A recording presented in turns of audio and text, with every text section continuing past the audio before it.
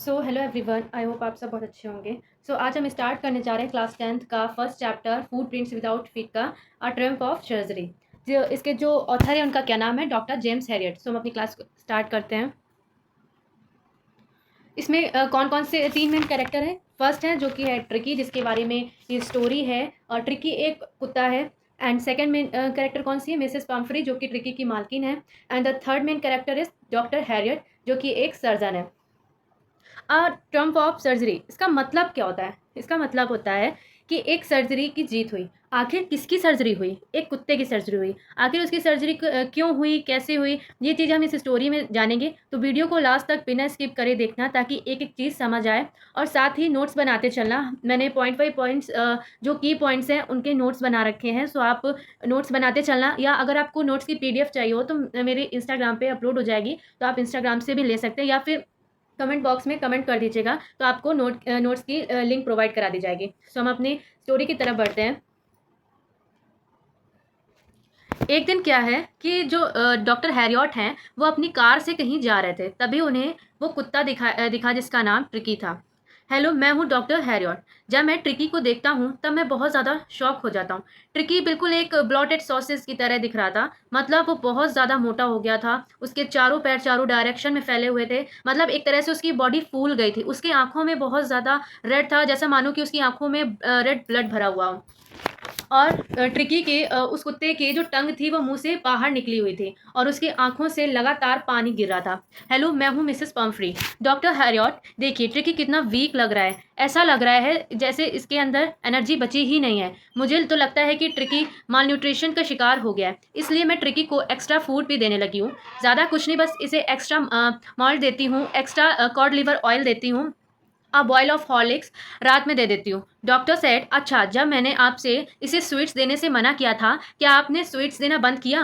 ओह हाँ, मैंने बंद तो किया था, लेकिन ट्रिकी को चॉकलेट और क्रीम केक्स बहुत ज़्यादा पसंद है। ऊपर से ये काफ़ी वीक भी लग रहा है, इसलिए मैं वापस से देने लगी लग रहा था, इसलिए बस मैं वापस से देने लगी। अच्छा, तो मुझे अब समझ आ रहा है कि प्रॉब्लम क्या है। तो प्रॉब्लम ये है कि ट्रिकी को बहुत ज़्यादा लालच है। मतलब ट्रिकी जो है वो बहुत ज़्यादा ग्रिडी है। ठीक है।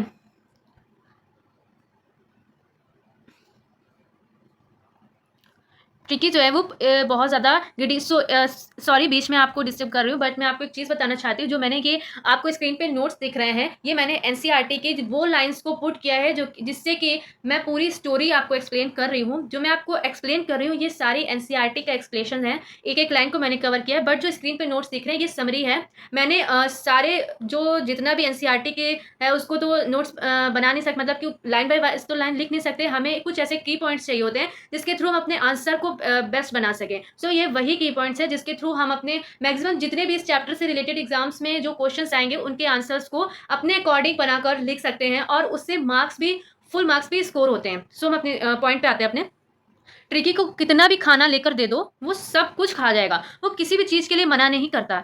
जैसे कि होता है ना, सिर्फ एनिमल्स में ही नहीं, कुछ ऐसे इंसान भी होते हैं जो कि किसी भी चीज़ के लिए मना नहीं करते हैं, जो चीज़ दो खा लेते हैं। तो ट्रिकी जो था किसी भी चीज़ के लिए रिफ्यूज़ नहीं करता था। जो पम्फ्री थे, डॉक्टर हैरियट कहते हैं, मिसेस पम्फ्री, मैंने आपको कहा था ट्रिकी को डेली एक्सरसाइज कराने के लिए। क्या आप ट्रिकी को डेली एक्सरसाइज करवा रही हैं? जैसा कि आप देख ही सकते हैं, मैं इसे रोज वॉक पे तो ले जा रही हूँ। हालांकि जो मेरा गार्डनर है, हॉटकिंग नाम है, जो गार्डनर है उसका नाम क्या है? हॉटकिंग। मैं ये पॉइंट भूल गई हूँ इसमें लिखना। आप लोग चाहे तो ऐड कर सकते हैं, अदरवाइज मैं खुद ऐड कर दूंगी। जो आपको पीडीएफ मिलेगी उसमें ऐड कर दूंगी, या इंस्टाग्राम पे जो नोट्स मिलेंगे उस पर मैं जो भी पॉइंट्स छोटे होंगे उनको ऐड करके ही दूंगी। ठीक है। जो हॉटकिंस था, अ, वो पहले उसे क्या था, रिंग फेंक कर ट्रिको को खिलाया करता था। लेकिन उससे क्या हो गया, लंबागो। लंबागो ये कोई बेसिकली कहा जाए तो ये कोई बीमारी नहीं है, बस उसके जो मसल्स होते हैं और जॉइंट्स होते हैं उसमें पेन हो रहा था, इसलिए आजकल वो इसे रिंग फेंक कर नहीं खिला पा रहा है। इसलिए ट्रिकी को फिजिकल एक्टिविटी समय थोड़ा कम हो रही है। डॉक्टर से, मिसेस पम्फ्री सुनिए, ट्रिकी बहुत ज़्यादा सीरियस कंडीशन में। जो डॉक्टर हैं हैरियट, उन्होंने बहुत ही सीरियस वे में कहा कि इस समय ट्रिकी बहुत ज़्यादा सीरियस कंडीशन में है। अगर आपने इसे खाना देना कम नहीं किया और डेली एक्सरसाइज नहीं कराई, तो जो ट्रिकी है बहुत ज़्यादा बीमार पड़ जाएगा। इसके बाद इसे ठीक करना बहुत मुश्किल हो जाएगा। So please harden your heart and keep him on very strict diet. मतलब अपने दिल को कठोर करिए और उसको एक स्ट्रिक्ट डाइट दीजिए ताकि जो ट्रिकी है वो हेल्दी रह सके। मिसेस पंफरी अपने हाथ झकझोरते हुए बोली। मिसेस पंफरी जो है वो मतलब अपने हाथ झकझोर के मुंह हिलाकर इस तरह से रिएक्शन देकर वो बोली, मुझे पता है आप सही कह रहे हैं लेकिन मेरे लिए बहुत मुश्किल है। ठीक है अब मैं ये यहाँ से जा रही हूँ। उस वक्त ट्रिकी ट्वीट कोट पहनकर रखा था। उस ट्वीट कोट के नीचे ट्रिकी की सारी फीलिंग्स दबी हुई थी। ऐसा नहीं है कि एनिमल्स के पास फीलिंग्स नहीं होती हैं। एनिमल्स के पास हो या ह्यूमंस हो, एनिमल्स हो, कोई भी हो, सबके पास फीलिंग्स होती हैं। तो जो ट्वीट कोट ट्रिकी ने उस टाइम पहन रखा था उसने उसके नीचे अपनी सारी फीलिंग्स को दबा कर रखा था। जो ट्रिकी था ना उसकी हालत बहुत ज़्यादा ख़राब थी। उस टाइम पे उसकी कंडीशन बहुत ख़राब थी क्योंकि वह उस टाइम बहुत ही ज़्यादा टॉर्चर करते हुए चल रहा था। मतलब इधर उधर घूमते लड़खड़ाते हुए। तो जैसे क्या होता है ना कि कोई इंसान होता है उसकी तबीयत खराब बहुत ज़्यादा होती है कि वो उठ नहीं पा रहा होता है। तो जब उसको ज़बरदस्ती जैसे पकड़ कर ले जाओ तो उसके पैर लड़खड़ाते, कदम उसके चल नहीं पाते। उसी तरह से कुछ ट्रिकी का हाल था क्योंकि उसका वेट बहुत ज़्यादा हो गया था और उसको ना चलने में इसीलिए प्रॉब्लम हो रही क्योंकि उसके पैर जो है वो उसके बैलेंस नहीं बचा था। उसके बॉडी में इतना ज़्यादा वेट हो गया था कि जो उसके लेग्स थे वो बॉडी का बैलेंस झेल नहीं पा रहे थे। इसीलिए ट्रिकी जो लड़खड़ाते हुए चल रहा था। सो वैसे तो ट्रिकी की जो मालकिन थी वे बहुत ज़्यादा अमीर थी। ट्रिकी के लिए हर सीज़न के लिए अलग क्लॉथ्स थे। रेनी सीज़न के लिए अलग, विंटर सीज़न के लिए अलग, समर सीज़न के लिए अलग। ट्रिकी का खुद का वार्डरोब था जिसमें उसके सारे कपड़े रखे रहते थे। मिसेस पंफरी के वहाँ से जाने के बाद डॉक्टर हैरियट को ये तो समझ आ जाता है कि बहुत जल्द ही मिसेस पंफरी का कॉल आने वाला है क्योंकि ट्रिकी का हालत बिल्कुल अच्छा नहीं है और उन्हें जल्द ही मिसेस पंफरी का कॉल आता है। हेलो डॉक्टर हैरियट, ट्रिकी कुछ भी नहीं खा रहा है। उसे उसका फेवरेट डिश दो तब भी नहीं खा रहा है। वो बार बार वॉमिटिंग किए जा रहा है और अपने रब पे बस लेटा रहता है। जो मिसेस पंफरी हैं बहुत ही ज़्यादा टेंस थी, बहुत ज़्यादा परेशान होकर डॉक्टर हैरियट से बोली, प्लीज़ जल्दी कुछ करिए मिसेस पंफरी, आपको ट्रिकी को हॉस्पिटलाइज करना पड़ेगा ताकि मैं उसे अंडर ऑब्जर्वेशन रखकर पता लगा सकूं कि आखिर प्रॉब्लम क्या है और उसका सॉल्यूशन निकाल सकूं। फिर यहाँ पर मिसेस पंफरी को पुअर लेडी कहा जाता है। वैसे तो वो बहुत ज़्यादा रिच हैं, फिर उन्हें यहाँ पर किस सेंस में पुअर लेडी कहा जाता है। तो चलिए आगे देखते हैं।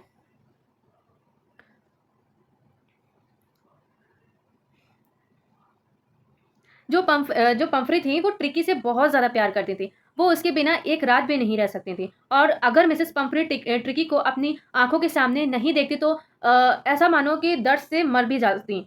यार मतलब ये कुछ ज़्यादा ही हो रहा है। मुझे पता है कि ट्रिकी बहुत बीमार है इसलिए ट्रिकी को हॉस्पिटलाइज करना ही पड़ेगा। फिर भी डॉक्टर हैरियट अपनी कार से ट्रिकी के घर पहुंचते हैं। जो डॉक्टर हैरियट थे वो अपनी कार लेकर ट्रिकी के घर जाते हैं। ट्रिकी को एक ब्लैंकेट में रैप करके ब्लैक कलर की कार के अंदर बिठाया जाता है। मिसेस पंफरी के घर में जितने भी नौकर चाकर जितना भी स्टाफ है सब ट्रिकी का सामान कार में रखने में लगे। सारा सामान सारा सामान क्या क्या सामान मतलब क्या क्या सामान था चलिए जानते हैं। ट्रिकी के लिए day bed, night bed, favourite cushions man और कई सारे खिलौने थे। ट्रिकी के लिए ब्रेकफास्ट बाउल, लंच बाउल, सपर बाउल मतलब लंच के लिए अलग बाउल, ब्रेकफास्ट के लिए अलग, डिनर के लिए अलग। उसके पास बहुत सारे खिलौने थे। तो डॉक्टर हैरियट की कार में सब रखा जा रहा था। बेसिकली जो ट्रिकी था वो तीनों टाइम अलग अलग बर्तनों में खाना खाता था। यार ट्रिकी की किस्मत देखो ज़रा।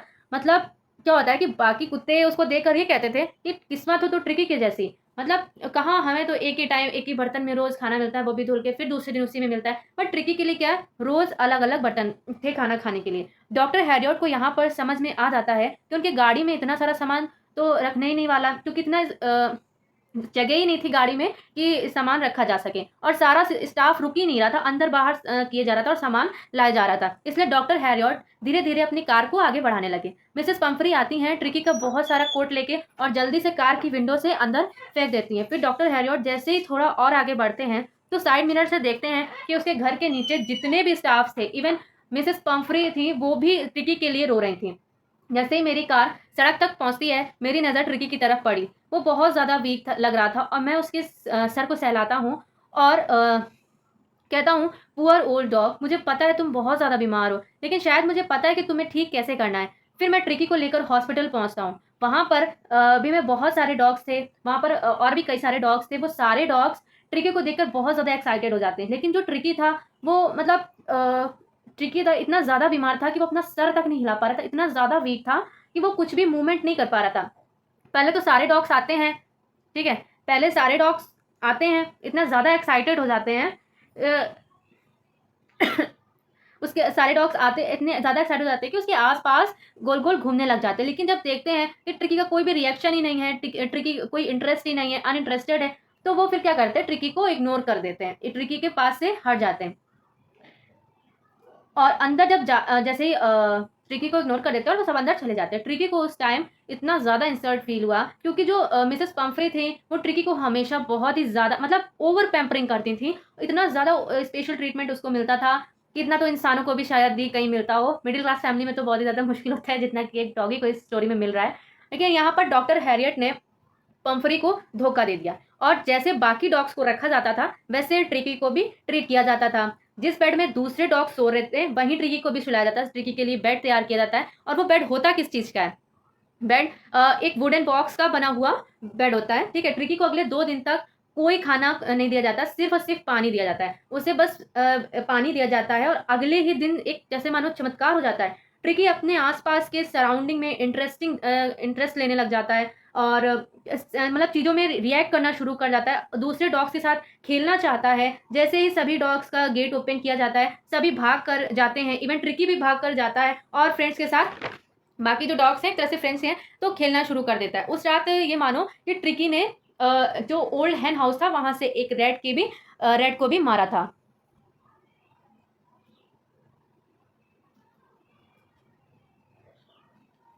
फिर क्या होता है कि थोड़ी देर बाद डॉग्स का खाने का टाइम होता है। जितने भी डॉग्स होते हैं दौड़कर भागकर अपने खाने के पास जाते हैं। लेकिन ट्रिकी चूँकि 2 दिन से उसने कुछ खाना नहीं मिला था, तो वो धीरे-धीरे जा रहा था खाना की तरफ, और जब तक पहुँचा तब तक खाना ही खत्म हो चुका था। बाउल जो था खाली रखा हुआ था। जो ट्रिकी है वो बाउल को लीक करता है और वापस अपने बेड की तरफ निकल जाता है। ट्रिकी को समझ में आ जाता है कि लाइफ इज़ अ रेस। अगर उसे खाना चाहिए तो उसे दौड़ कर जाना पड़ेगा और अपने खाना को अपने पास लेकर आना पड़ेगा। इसलिए जैसे ही अगली बार खाने को परोसा जाता है तो ट्रिकी दौड़ कर जाता है, और अब दूसरे दिन अ, जितने भी डॉग्स थे उनसे लड़ भिड़ कर जैसे-तैसे आगे निकल कर अपने खाना के पास जाता है और अपना खाना खाता है।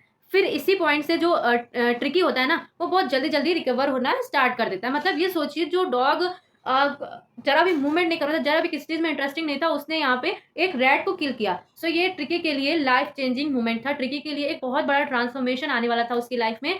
फिर क्या था आगे देखते हैं। ट्रिकी को कोई भी मेडिसिन्स नहीं दी गई थी, क्योंकि ट्रिकी को जो प्रॉब्लम थी वो कोई भी मेडिसिन क्योर नहीं कर सकती थी, क्योंकि जो मिसेस पैम्फ्रे थे, जैसा एनवायरनमेंट उन्होंने ट्रिकी के लिए तैयार किया था, जो स्पेशल ट्रीटमेंट, कहीं ना कहीं ट्रिकी को ये पोजीशन उसी की वजह से थी। मिसेस पैम्फ्रे रोज डॉक्टर हैरियट को कॉल करके परेशान करती थी कि ट्रिकी को वेदर के हिसाब से कोट पहनाए, या फिर उसके पिलो कवर्स डेली चेंज हो रहे हैं या फिर नहीं हो रहे हैं। तो जो डॉक्टर हैरियट थे वो मिसेस पेम्फ्री से यही कहते थे, यहाँ ट्रिकी को सब टाइम पे दिया जा रहा है और ट्रिकी अब आउट ऑफ डेंजर है और जल्द ही रिकवर हो रहा है। डॉक्टर हैरियट कहते हैं कि सच कहूँ तो मैं ट्रिकी को एज़ अ गेस्ट रखकर बिल्कुल भी परेशान नहीं हूँ। इनफैक्ट मैं तो उसे परमानेंट मेंबर बनाना चाहता हूँ। क्योंकि जो ट्रिकी की मालकिन है वो रोज़ ट्रिकी के लिए बहुत सारे एग्स भेजती हैं। एग तो ठीक है फिर भी, लेकिन यार मतलब वाइन, ब्रांडी ये सब भेजती है ताकि ताकि वो स्ट्रॉन्ग हो जाए, स्ट्रेंथ मिले उसको। अपने डॉग के लिए जो कि मैं ट्रिकी को तो नहीं देता था, लेकिन हाँ, हमारी डेली पार्टी ज़रूर हो जाती थी। After 2 weeks tricky completely recover हो चुका है। फिर मैंने मिसेस पेम्फ्री को कॉल किया और कहता हूँ कि आपका ट्रिकी ठीक हो चुका है, तो आप इसे यहाँ से आकर लेकर जा सकते हैं। कॉल करने के कुछ ही मिनट के अंदर डॉक्टर हैरियट के क्लिनिक के बाहर एक बड़ी सी ब्लैक कलर की लग्ज़रियस 30 फीट की कार आकर खड़ी हो जाती है, और उस कार से मिसेस पेम्फ्री उतरती हैं। जो ट्रिकी होता है अपनी मालकिन को देखकर बहुत ज़्यादा खुश हो जाता है और दौड़कर उनके ऊपर चढ़ जाता है। पहले तो मिसेस पेम्फ्री को क्या करता है कि उनके फेस को लीक करने लग जाता है और उनके ऊपर बार्क करता है। डॉक्टर हैरियट ने उस कार के ड्राइवर की हेल्प की। ट्रिकी का जितना भी सामान था जो कि उसके घर से लाया गया था, वो उसको वापस कार में रखने में उनकी हेल्प कर दी। जब कार स्टार्ट होती है, उसमें अपनी मालकिन के साथ वापस घर जा रहा होता है ट्रिकी, उस टाइम मिसेस पेम्फ्री की आंखों में खुशी के आंसू होते हैं। हैरियट की तरफ देखती डॉक्टर हैरियट की तरफ देखती हैं वो, और कहती हैं, ओ डॉक्टर हैरियट, हाउ कैन और वो कहती हैं मतलब कि मैं आपको कैसे थैंक यू बोलूँ। मतलब जो मिसेस पेम्फ्री थी वो इतनी ज़्यादा इमोशनल थी उस टाइम। मतलब उनके जो इमोशंस थे, खुशी के आंसू, उनको रोना भी आ रहा था, उनको इतनी ज़्यादा खुशी थी कि वो, क्योंकि अपने डॉगी से जो ट्रिकी था उससे बहुत ज़्यादा प्यार करती थी। वो उस टाइम बहुत ज़्यादा इमोशनल थी, इसलिए वो बोल नहीं पा रही थी, रुक रुक के बोलती, oh doctor Harriet, how can't ever thank you, मतलब मैं आपको थैंक यू कैसे बोलूँ। ठीक है।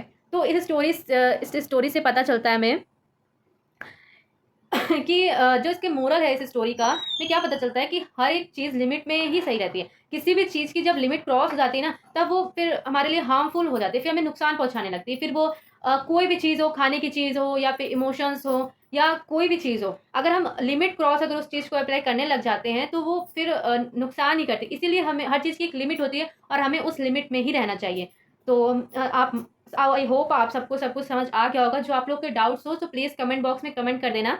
मैं आपके डाउट्स को सॉल्व करने की कोशिश करूँगी। और हाँ, क्लास जो सेकंड क्लास होगी, अब जो कल क्लास होगी वो क्लास 11th की होगी और क्लास 10th के इसी चैप्टर्स के शॉर्ट नोट्स प्रोवाइड कराने की कोशिश करूँगी, या तो फिर मैं क्वेश्चन आंसर्स जो हैं उनको कवर करने की कोशिश करूँगी। और कुछ क्वेश्चन आंसर्स ऐसे हैं जो बहुत ही इंपॉर्टेंट हैं, जो बोर्ड एग्जाम्स में आने के 95% चांसेस होते हैं। तो उन क्वेश्चंस को हम क्या करेंगे कि उन क्वेश्चंस को हम अभी नहीं करेंगे, आफ्टर रिवीजन। जब हम एक बार रिवीजन कर लेंगे उसके बाद हम उन क्वेश्चंस को करेंगे तो हमारे लिए बेटर होगा। सो थैंक यू, कल मिलते हैं।